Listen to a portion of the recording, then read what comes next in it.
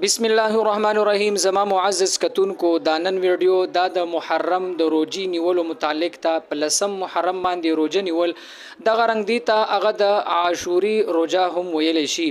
د عاشوري معنی هم لسم تاریخ راځي. نو د لسم محرم د روجي نیولو فضیلت څه دی او دا روجه کله نیول پکار دي.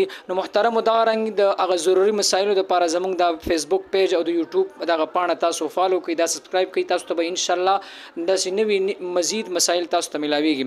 د ټولو نه اول خو محترم د لسم محرم روجه نیول د اغي ثبوت هم شته په حدیثو کې. پیغمبر علیه الصلاۃ والسلام فرمای څوک چې د لسم محرم یو روجه ونیسي نو هغه انسان یو کال تیر شوی ګناهونه الله تعالی معاف کوي. نو محترم په دی یو روجه باندې الله تعالی د یو کال هغه ګناي صغیره معاف کوي. نو دومره لوی فضیلت د لسم محرم د روجې دی.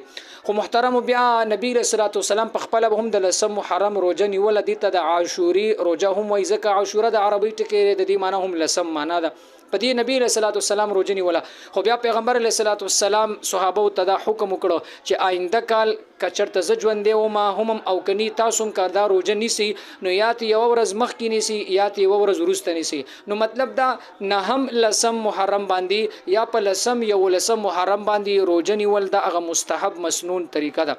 نو محترم زمونږ د خیبر پختونخوا د پاکستان د 2024 چې کوم دا اوس محرم روان دي نو نن 14 تاریخ د اتوار ورځ دا را روان چې کوم 16 تاریخ راځي او 17 تاریخ. نو په 17 تاریخ د بود ورځ دا نو په دې باندې لسم محرم دی.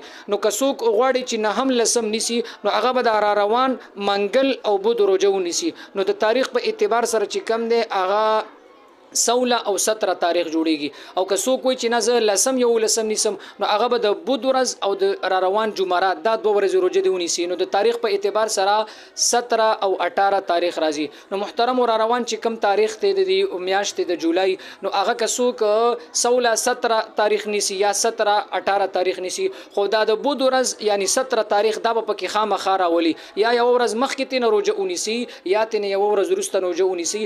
دا دغه د لسم محرم د روجه متعلق معلومات ته نو ډیرو ملګرو زمانه تپوس کول نو ولې زبده معنی شارټ کلیپ جوړ کوم نو دا په خپل موري نور مسلمانانو باندې دا وروري. الله تعالی دې موږ تاسو له په دین باندې صحیح عمل کولو توفیق را نصیب کړي.